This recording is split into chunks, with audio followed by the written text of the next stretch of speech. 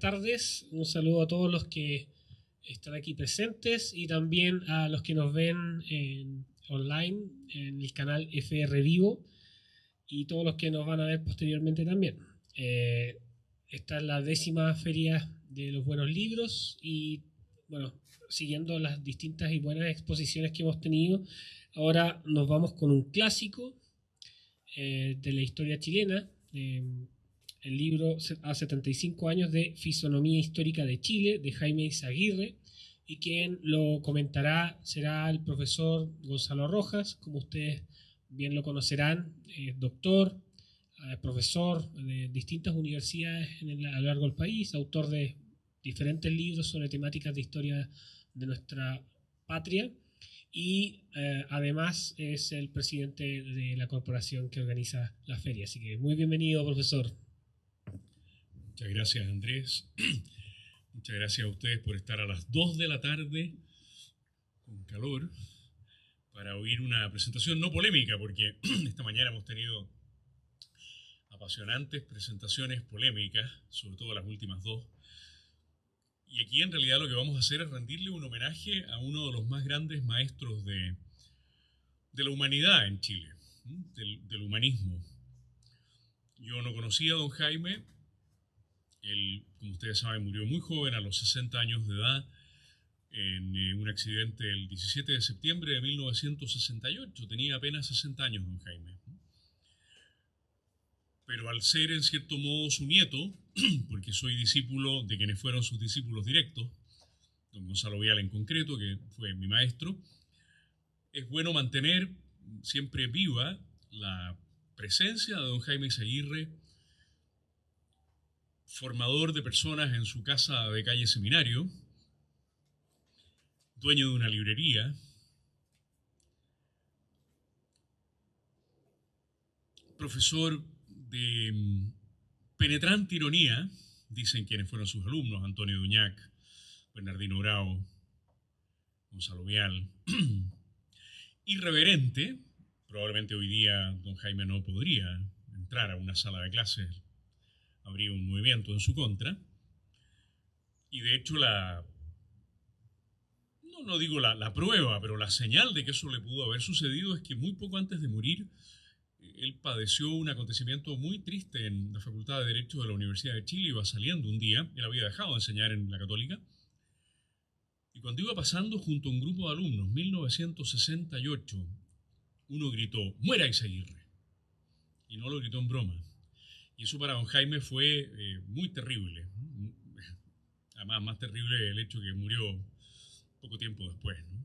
Fue muy terrible para él porque comenzaba a apreciar lo que había significado la reforma iniciada primero en la Católica de Valparaíso en mayo del 67, continuada después en la Católica de Chile en agosto de ese mismo año, en carne propia, lo que significaba que un grupo de alumnos quisieran la muerte de uno de los más grandes profesores de humanidades que ha habido en la historia de Chile. Nuestra feria se ha caracterizado siempre por comentar libros recientes, pero gracias a una muy buena idea de José Pablo Ábrego, hermano de Andrés, dijo: ¿por qué no incluimos de ahora en adelante en la feria el recuerdo de un clásico? Muy buena idea. Y entonces, buscando primero un autor que sea clásico y después una obra que tuviera un aniversario importante, resulta que la primera edición de Fisonomía Histórica de Chile, que no es esta, había una época en que uno forraba en plástico los libros, ¿no es cierto? Las mamás le enseñaban a uno a forrar en plástico los libros y uno aprendió. Esta es la tercera edición, la segunda edición chilena y la tercera.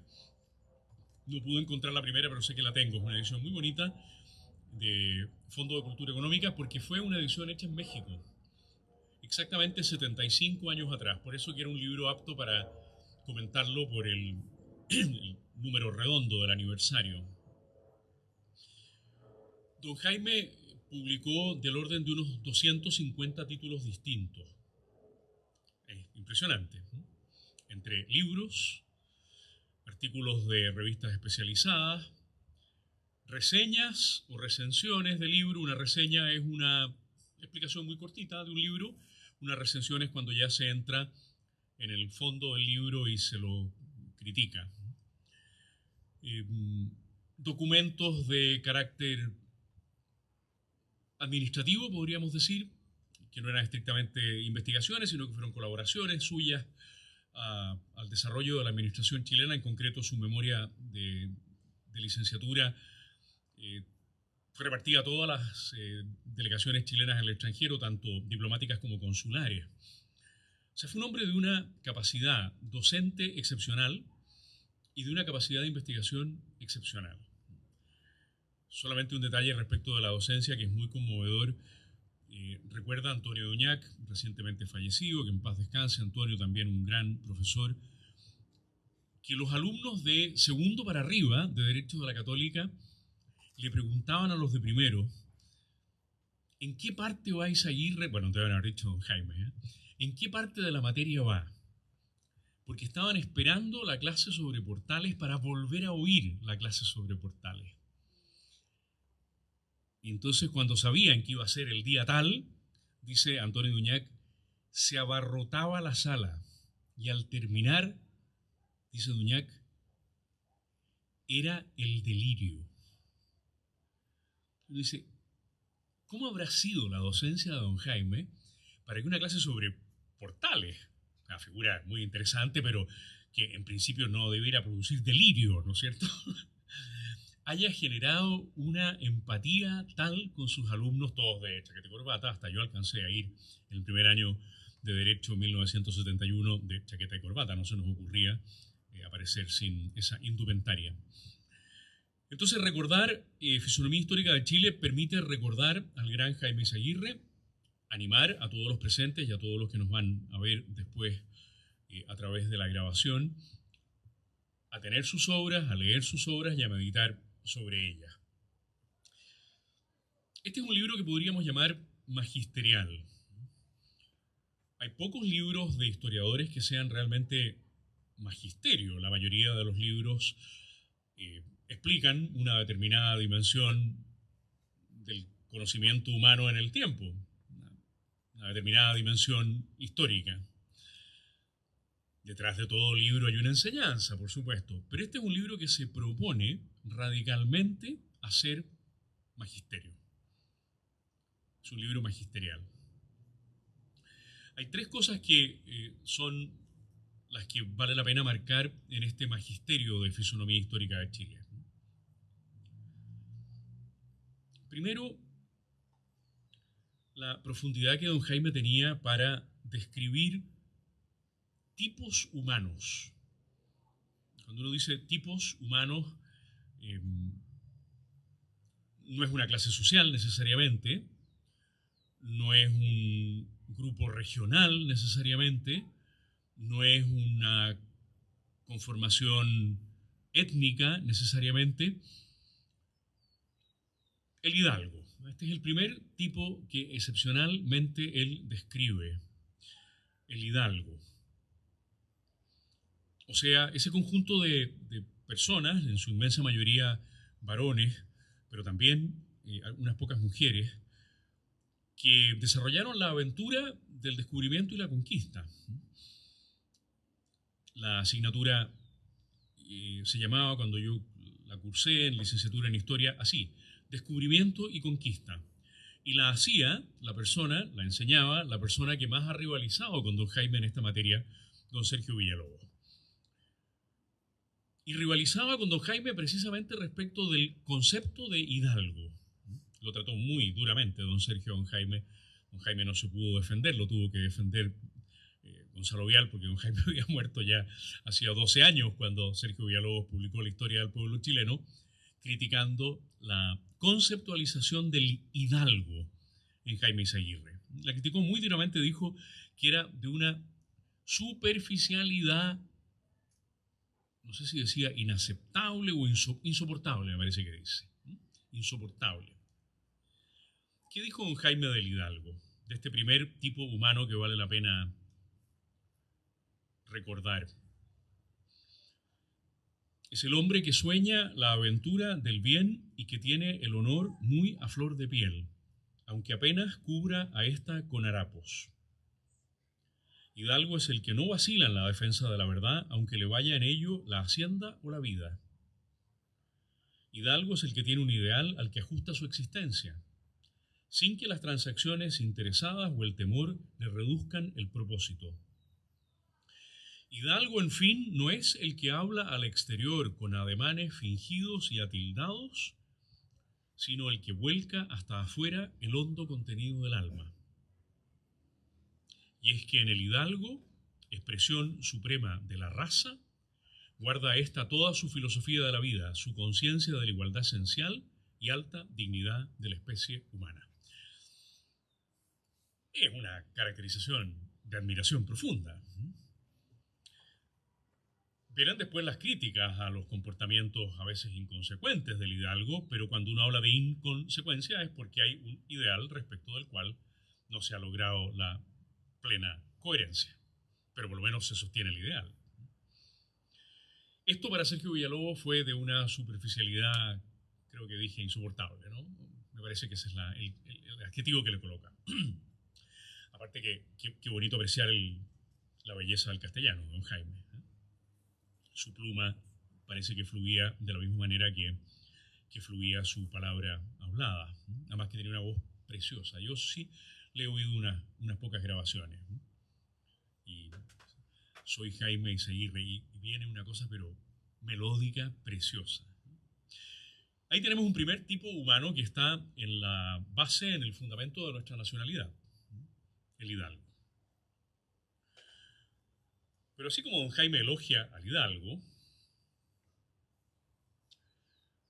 100 páginas después se hace cargo de la aristocracia chilena. Uno podría decir, bueno, son los herederos del hidalgo. No. El espíritu de clan de la vieja aristocracia, su extraordinario recelo por los gobiernos fuertes. Ya con eso me basta. Para decir que don Jaime, que tenía un apellido de aquellos que son considerados aristocráticos, aunque su origen en un caserío vasco, para los que conocemos relativamente bien el País Vasco, sabemos perfectamente bien que esa aristocracia acá es pura y simplemente la dueña de un caserío allá, en que además están los animales abajo, ¿no es cierto? El viejo chiste del tipo que llega a un caserío vasco sin serlo y le dice a los habitantes, ¿y ustedes cómo lo hacen con el olor? Y el habitante dice que se jodan los animales.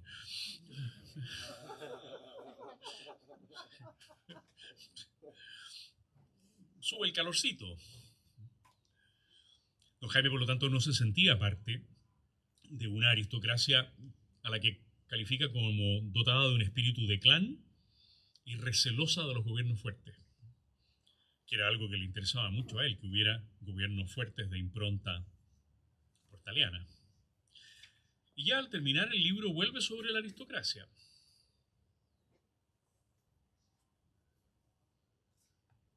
A ver si encuentro la cita, porque uno de repente hace la cita y después no la encuentra. El individualismo se ha arraigado en las clases dirigentes. Y si por momentos adoptan alguna medida capaz de paliar excesivos abusos, resisten todo intento de reforma integral. Qué fuerte, ¿eh? Qué sutilmente dicho, pero cómo nos afecta si en algún momento, por algún motivo, hemos pertenecido a las clases dirigentes.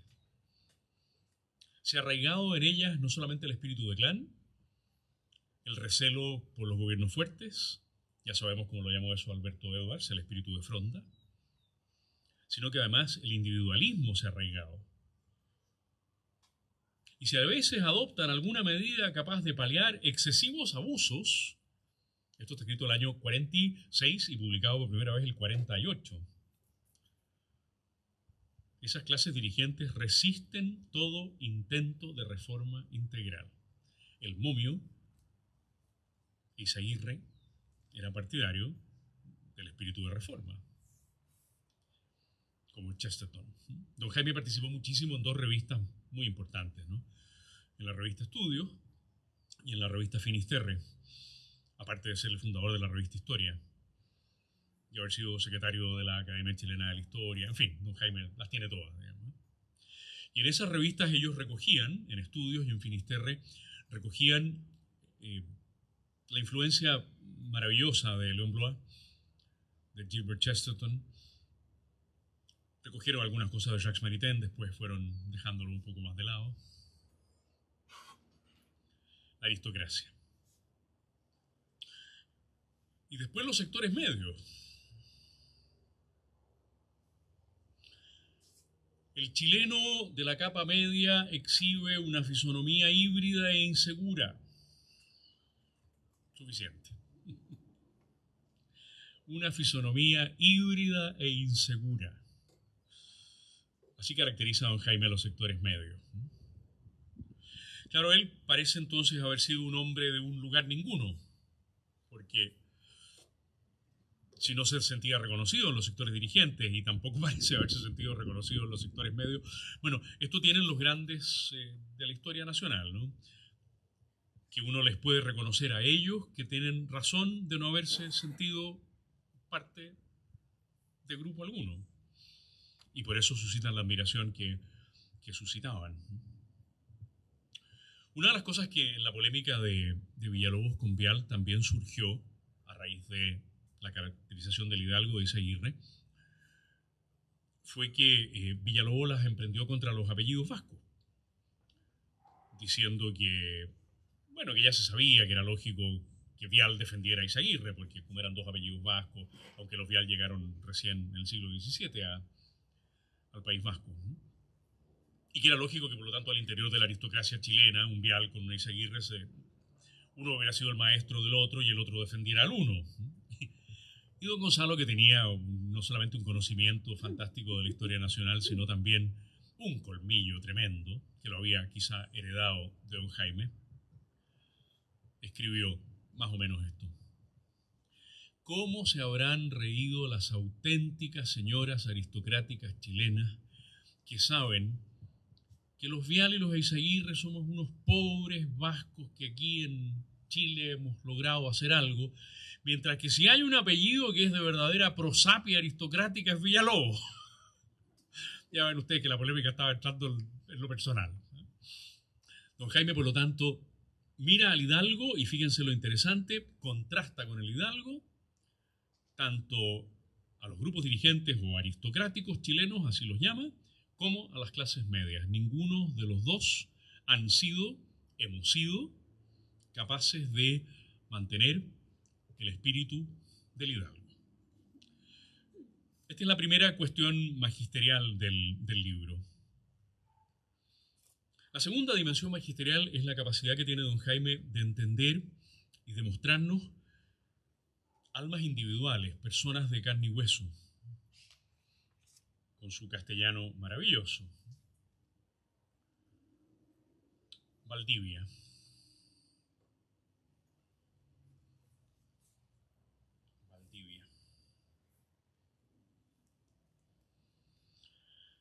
Valdivia ve en el territorio,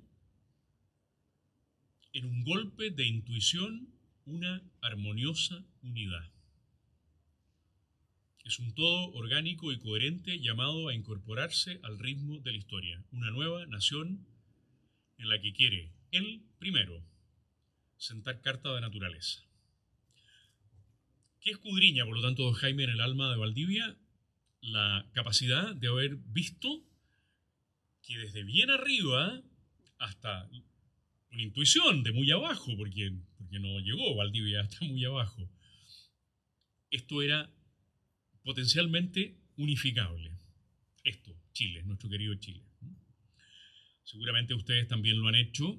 Yo no tengo aquí el elemento que voy a mencionar, pero cuando uno en cualquier circunstancia en el extranjero le preguntan por la geografía de Chile, yo por lo menos siempre pedí un cuchillo. Lo mejor, ¿no es cierto? No sé si lo mejor era lo que se me ocurrió a mí. La gente quedaba un poco sorprendida, pensaba que a lo mejor los chilenos, el tipo entendió que pregunté por la fisonomía espiritual o cultural y dice que son unos... No, pero uno muestra un cuchillo y dice, este es mi país, mira. Claro, hoy día nosotros entendemos que este es mi país. Cuando pasamos frente a... Qué tristeza, qué pena lo que voy a comentar, ¿no? Pero es así, es una realidad que ojalá la podamos revertir. Frente al monumento a Jaime Guzmán, ahí al lado de la portada de Vitacura, que como ustedes saben está memorial está vandalizado, destrozado, y no ha habido voluntad ni de la fundación, que ya lo devolvió a la Municipalidad de Las Condes, ni de la Municipalidad por ahora, de meterle la plata que hace falta. Hacen falta más de 100 millones para rehabilitarlo. ¿Qué hay arriba? ¿Qué es esa estatua? La estatua de la gran escultora Echeverry. Es Chile. Lo que pasa es que como uno pasa en auto rápido, tu amiga, ¿no? ¿Cómo se llama ella? María Angélica.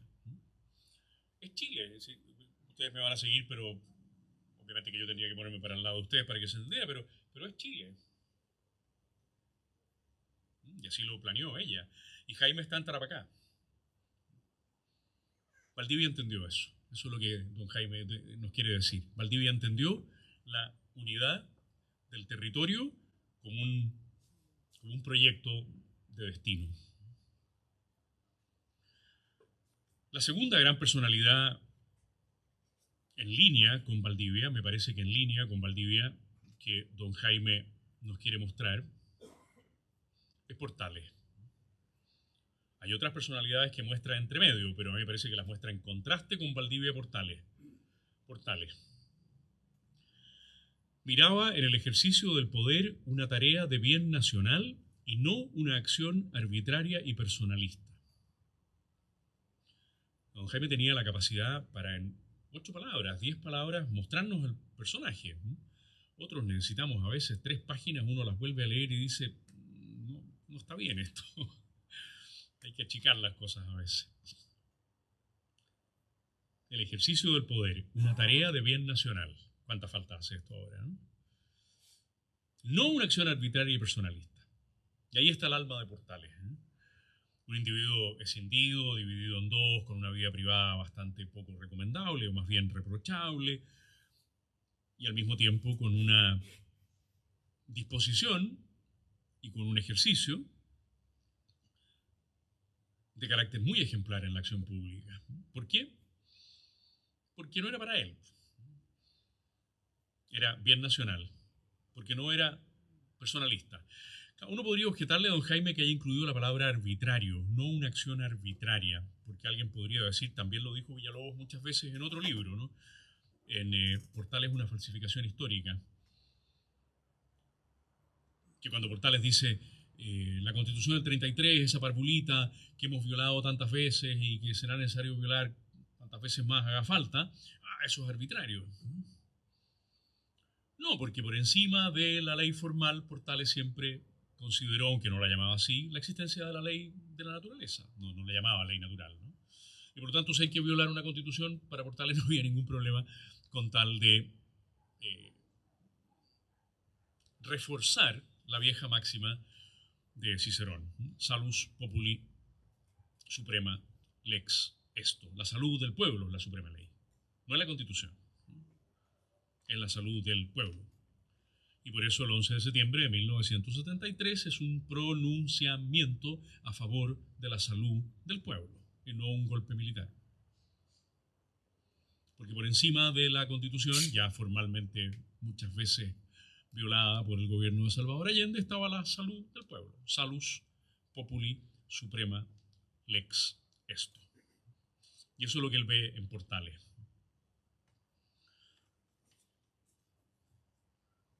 Un poquito más adelante dice que Portales hizo aflorar el anhelo de orden del inconsciente chileno. Parece que el resto de los iberoamericanos, cuando vienen a Chile, encuentran que esto es muy, muy ordenado y nosotros nos consideramos al mismo tiempo bastante desordenados. Recuerdo un congreso que iba a durar 6 o 7 días y en el que vinieron un grupo de profesores argentinos. A mí me tocaba estar en la comisión organizadora de ese congreso y no a mí, pero a otros de los organizadores. En la mañana del segundo día, uno de los profesores argentinos fue a ver al organizador y le dijo, che, el horario se va a cumplir siempre. Como diciendo, ustedes están locos. No puede ser más argentino, ¿no es cierto?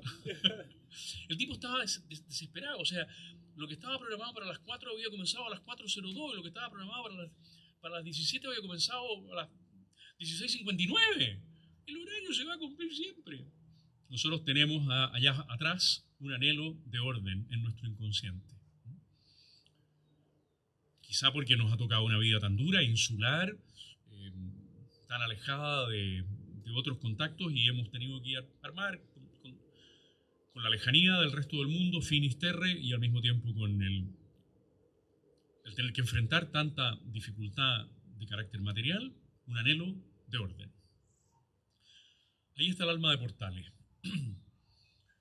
Y entonces uno dice, bueno, pero habrá hablado bien de O'Higgins, don Jaime, ¿no? Sí y no. Su alma, O'Higgins, abierta al sacrificio heroico, no estaba libre de resentimientos. Tampoco es que don Jaime sea carrerino, dice, debe ser carrerino, por eso le... No, pero descubrió en O'Higgins esa dosis de cierta pequeñez que hubo, así como hubo dosis de grandeza. ¿Y de qué grandeza? Grandeza para conducir procesos y grandeza para en un momento determinado dar un paso al costado, ¿no? Bien, si ustedes me lo piden, enero del 23, yo abdico. Pero no era un hombre libre de resentimiento. Ya con el poder en la mano, no titubeó en blandirlo contra los mismos que se lo habían confiado. Así es don Jaime, no trata de equilibrarse, o sea, a ver cómo lo digo, de tal manera de que... No, en lo más mínimo. Y después me parece interesante mencionar a dos personalidades que mis queridos exalumnos aquí presentes, unos pocos, recordarán que tratábamos en clase con cierta detención. Juan Egaña. La antítesis de lo que a don Jaime le podía gustar e interesar, y quizá este nieto heredó esa misma tendencia. Juan Egaña, discípulo de la ideología racionalista del siglo XVIII, aspira a realizar en Chile, con prescindencia de su idiosincrasia, la utopía del mundo feliz de los filósofos griegos e infundir en sus habitantes costumbres morales por medio de la ley. Torpeza mayor no se puede concebir que infundir hábitos morales por medio de la ley. Ustedes saben que una de las tareas de los senadores de la Constitución de 1823, la de don Juan Egaña, consistía en tomar nota a la salida de misa los domingos de quiénes eran los ciudadanos que asistían, de tal manera de después incorporarlos a los registros de méritos que establecía el propio don Juan Egaña. Nada puede causarle mayor molestia a don Jaime que esas personas que buscan la utopía de un mundo feliz, buscándolo en los filósofos griegos y a través de la ley. Pero como no era un conservador Eizaguirre, por supuesto, pero no un arqueólogo de teorías políticas, pues no es lo mismo, ¿no? Uno conserva lo que ya tiene. Conservador no es el que va a buscar por allá atrás, muy por allá atrás.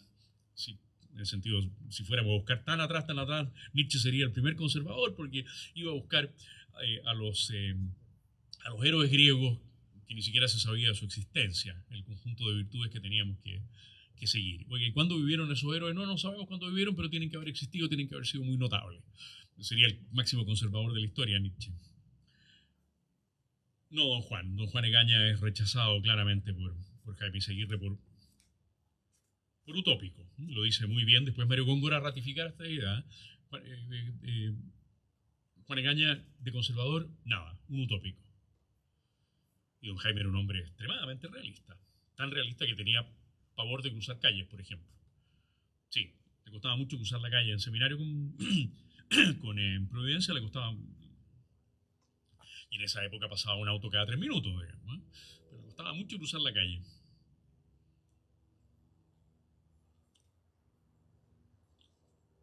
Diego Barros Arana. La antítesis en materia educacional de don Jaime, ¿no? Un hombre que tenía otros ideales completamente, los llamaríamos de libre pensador, en fin, quizás Renato Garín lo habría defendido, pero ya que no está Renato, yo puedo atacarlo con don Jaime. Amaba la libertad en el campo político y económico, pero supo comunicar a los que le rodeaban un desdén beligerante contra esa misma libertad en el terreno educativo. Usted es un inconsecuente, pues, señor.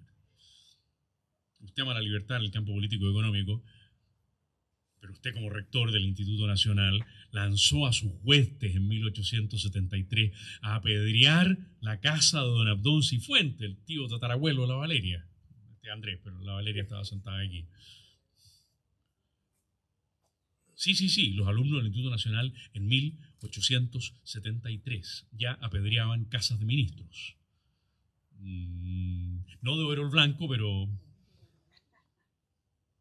¿Y quién los indujo y quién los vigiló desde un birlocho? Don Diego Barros Arana. Hombre que se llenaba la boca, dice, bueno, no lo dice seguir así, lo digo yo, ¿no? Con la libertad en el campo económico y político, pero que tenía un desdén beligerante. Miren qué maravilla de usar el castellano, ¿eh? Un desdén beligerante. Un desdén parece una actitud pasiva, pero este era un desdén puntuito. Ok, entonces ahí tenemos 5 almas que Izaguirre trata de mostrar, ¿eh? Y para él, por supuesto, el alma de Valdivia, que entiende la unidad, el alma de Portales, que entiende el deseo de orden, son las almas que hay que seguir. Y el alma de O'Higgins, que tiene resentimientos, y el alma de Juan Egaña, que anda buscando utopías, y para qué decir el alma de Barros Arana. Cuando hablamos de alma no estamos hablando del resorte último de la moral humana, ¿no es cierto?, del comportamiento humano, estamos hablando del alma política, ¿no?, del alma histórica, ¿eh? Esa alma histórica o política de Barros Arana, contradictoria en su interior entre unas y otras dimensiones de la libertad, tampoco la valora positivamente Izaguirre.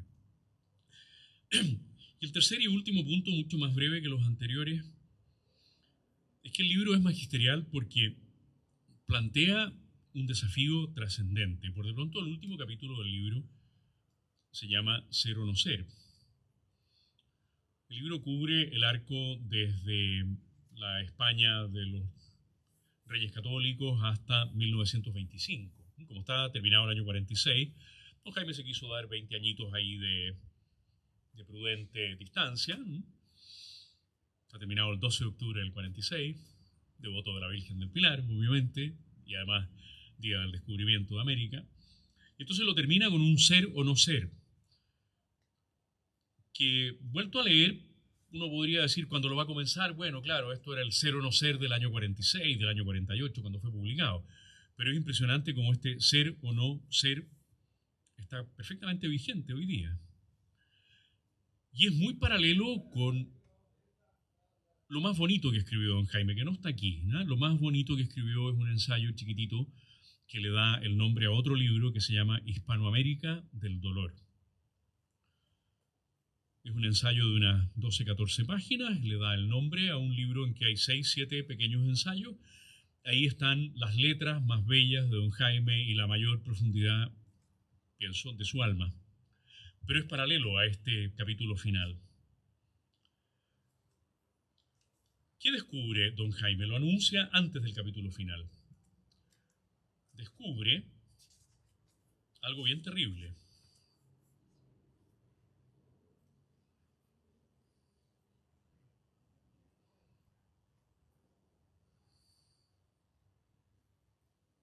A ver si descubro yo lo terrible.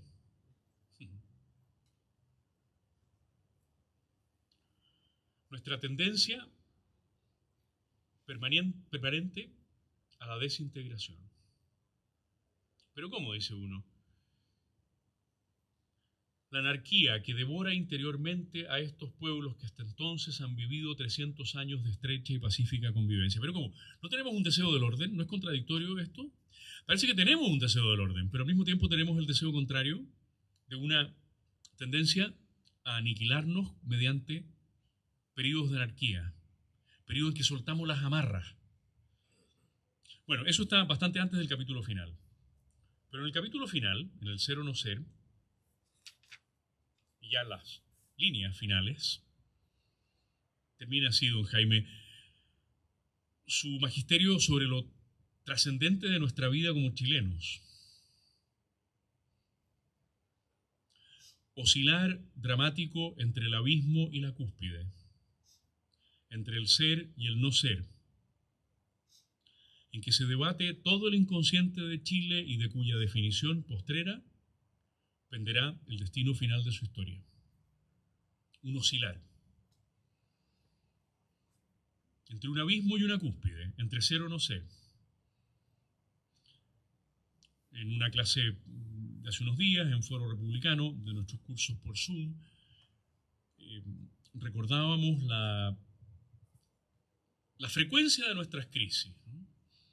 1810, 1830, 1859, 1891, 1924-25 con su prolongación hasta el 32, 1973, 2019, de las crisis más virulentas, por supuesto, ¿no? Oscilamos entre el abismo y la cúspide.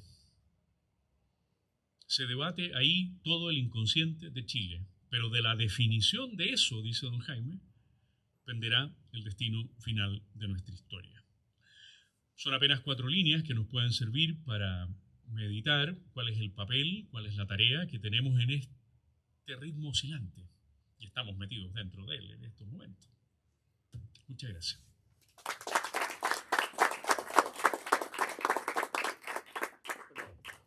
Tenemos espacio para una pregunta.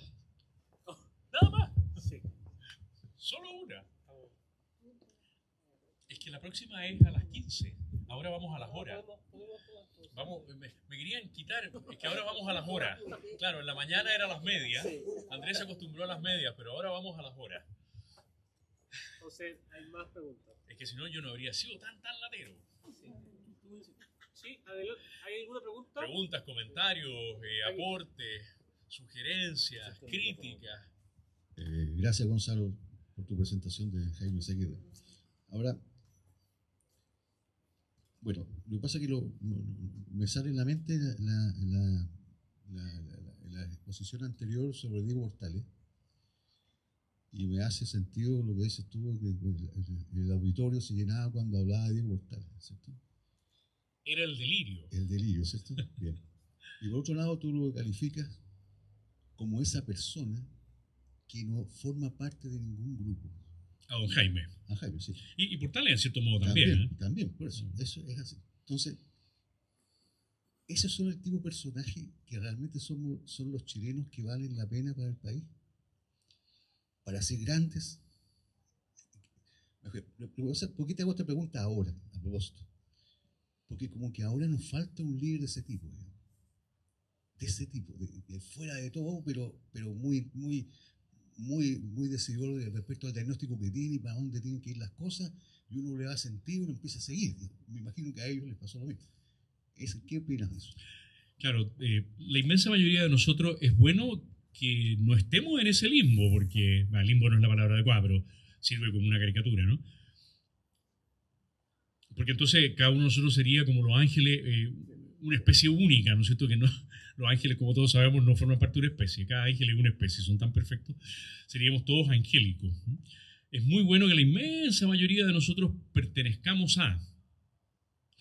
Pero yo creo que Jaime Guzmán no pertenecía a nada. Era de otro planeta, simplemente. Y que después de Jaime nosotros no hemos tenido otra referencia de esa naturaleza. Y en paralelo con Jaime Guzmán, porque uno de los maestros de Jaime fue don Jaime Seguirre. Probablemente don Jaime tampoco pertenecía a. Y así uno podría ir rastreando hacia atrás determinadas personalidades. A ver, las dos personas que yo más admiro en el siglo XIX, no está entre ellos Diego Portales, ¿no? Son don Manuel Montt y don Manuel José Irarrázaval. Don Manuel José, porque soy su biógrafo, está mi libro ahí a la venta, por favor háganse cargo de la importancia que tiene tener ese libro en sus casas. Pero don Manuel José pertenecía, no era un hombre que estuviera allá, ¿no? Pertenecía. Y don Manuel Montt pertenecía, tampoco era un hombre que estuviera, o sea, son dos personas a las que yo admiro profundamente y trato, por lo que les he leído y por lo que en uno de esos casos he podido investigar sobre su vida y de imitarlos, de decir, a ver, cómo ayer repasaba el testamento de don Manuel José Irarrázaval, cómo tener esa grandeza de ánimo en lo pequeño. Pero eran hombres que pertenecían. Probablemente Portales no perteneció. Y seguramente los dos Jaimes que he mencionado no pertenecieron. Son esas personas que en cierto modo entran y salen.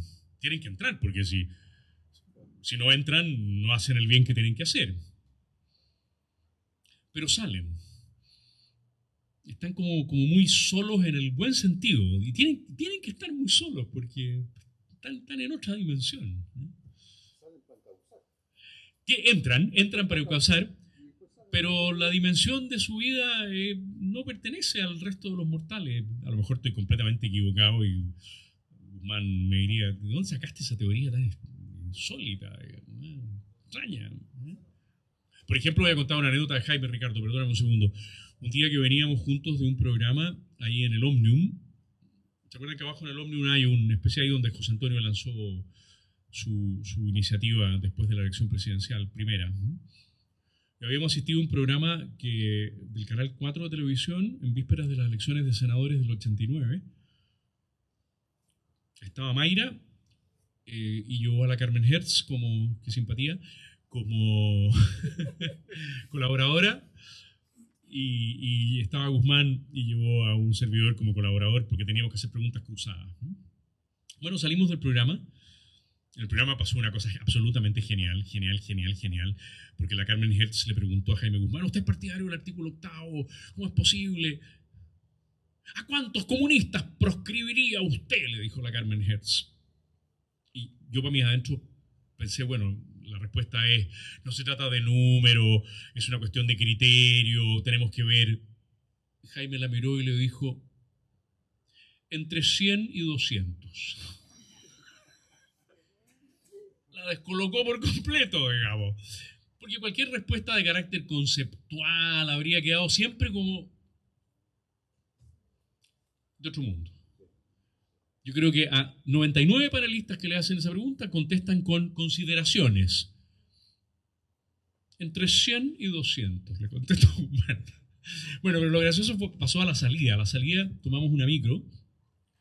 Jaime me pasó unas monedas, yo pagué la micro, nos fuimos sentados en la micro. Y Jaime se bajó en Tobalaba con Providencia porque él vivía en Hernando Aguirre. Y entonces yo seguí en la micro, yo vivía en ese momento en el centro, seguí en la micro para abajo y se produjo el siguiente diálogo espectacular entre el chofer y ¿se acuerdan de esos huachacas que iban sentados en el fierro y que iban cobrando, cortando los boletos? Que iban con un cachete en el fierro y el otro al aire y cortaban los boletos. Y entonces el chofer, yo iba todavía en la micro, le dijo al guachaquín, este va para presidente, cuando se bajó Jaime. Y el guachaquín le dijo, no puede. ¿Y por qué? Le dijo el chofer. Porque es soltero.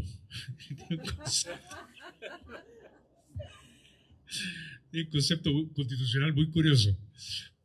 El chofer quedó así como un poco descolocado, pero a los 5 segundos le dijo, no, estáis mal. ¿Cómo don Jorge Alessandri mató al guachaquín? Pues el guachaquín ya no tuvo respuesta de... Entonces yo le conté este diálogo a Jaime. Y me pareció que yo le iba a dar una alegría.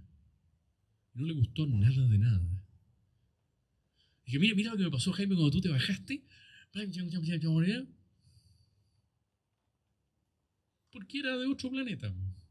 Cualquier gallo habría dicho, bueno, yo no es que quiera ser presidente de la República, te fijas. No le gustó nada el comentario. Lo más mínimo. Estaba para otra cosa. Así que yo creo que de esos necesitamos de vez en cuando algunos, pero eso los manda el Tata Dios. Pues, o sea, uno no puede manufacturar un gallo así, digamos. José Antonio no es así, José Antonio es de nosotros. Bueno, puede ser. Pero José Antonio no es uno de esos. Nadie me preguntó por José Antonio, pero yo lo digo. Como es mi exalumno, es mi amigo, no tengo ningún inconveniente. José Antonio es de nosotros. Como dice un gallo que no sabe nada de inglés, pero es como Common Current. ¿Cómo?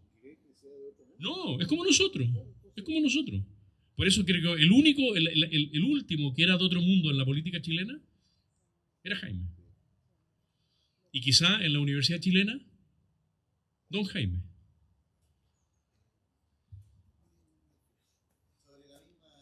Ricardo, sí. Cortito, Ricardo, porque tú tenés tendencia a unas parrafadas tremendas. Como yo te conozco hace tiempo, ya se puso de pie el hombre, ¿verdad? Bueno, igual medio que me ganó Guachaquín con lo que iba a decir, porque lo que iba a preguntar era yo, don Jorge Alessandri Rodríguez también alcanza con ese perfil de... ¿No? No. No, don Jorge era de nosotros. O sea, cuando digo de nosotros, perdón, yo no voy a compararme en capacidad, en trayectoria, en inteligencia. Lo que quiero decir con de nosotros es que, voy a usar la expresión un poco tonta, pero era un mortal. Yo sigo mucho el ciclismo de ruta, me he fanatizado hace unos 15 años, y hoy día el ciclismo de ruta tiene 5 extraterrestres, de los cuales 3 son extraterrestres y uno solo es extraterrestre. ¿Qué quiero decir con esto? Que hay 5 tipos que están corriendo como nunca antes nadie lo había hecho, excepto el más grande ciclista de todos los tiempos, que es Eddy Merckx. Le suena a algunos el nombre de Eddy Merckx. Pero ahora hay 5, pero en realidad hay 3 nomás. Y de los 3, uno nomás, que es mi ídolo, un esloveno, Tadej Pogačar. Uno ve correr a sus gallos y todos los comentaristas dicen, este no es ciclista, este vino de otro lado. El gallo vino de otro lado. A veces pierde, pero vino de otro lado. Pablo se acuerda cuando entraba a mi oficina y yo estaba haciendo como que trabajaba y estaba mirando el Tour de France. Entonces, Ricardo, por ahí va la cosa. Don Jaime era uno de esos. Creo, sin haberlo conocido, pero uno intuye que era uno de esos. Era un hombre místico, además, Fue milenarista un tiempo, y cuando le indicaron que el milenarismo no era consecuente con la doctrina de la Iglesia, abandonó el milenarismo con toda humildad. No tuvo inconveniente de pelearse con el rector, don Alfredo Silva Santiago. Pucha, pelearse con Pomposo. Era como pelearse con un hermano mayor, y se peleó con Pomposo, ¿no? Porque don Jaime no estaba dispuesto a transar ciertas cosas que a él le parecían muy importantes, y se fue a la Católica. Si hay una tercera intervención, alguien que me enmiende, alguien que me corrija, Pablo, Rosita, mis queridos exalumnos. Joaquín. Sí, Gonzalo. Ya que don Jaime se refería, clasificaba la clase, la aristocracia, la clase media, ¿cómo él, o sea, teóricamente, cómo él enfrentaba la lucha de clases? Con una mirada cristiana, Joaquín, que reconoce las diferencias y la realidad del conflicto, pero que no eleva esas diferencias y la realidad del conflicto producto a veces de esas diferencias a ley de la historia. Sí, lo dramático del marxismo no es que haya Marx visto, porque otros también lo vieron, cuántas diferencias hay y cuán dañinas algunas de ellas son y el nivel agudo de conflicto que producen, sino tomar esa dimensión y transformarla en el motor de la historia. Eso es lo tremendo. Entonces, obviamente, don Jaime no va a comulgar con esa rueda de carreta, de ninguna manera. Sobre todo cuando ella tiene un resultado tan grotesco como es una etapa de transición en la cual nace una nueva clase dominante y explotadora llamada nomenclatura, que somete al resto de los mortales hasta el día que les entregue finalmente el comunismo. Cosa que, como todos sabemos, sucedió en la Unión Soviética, ¿no es cierto? Hubo un momento en que los jerarcas entregaron el poder, felices, a la ciudadanía, que fue eternamente feliz. Así fue, ¿no es cierto? Bueno, estimadísimos, muchísimas gracias. Estoy impresionado de que hayamos sido unos poquitos para recordar a nuestro querido don Jaime. ¿Y les parece bien la idea de tener un clásico en cada feria? Sí. ¿No es cierto? Recordar un libro clásico. Muchísimas gracias.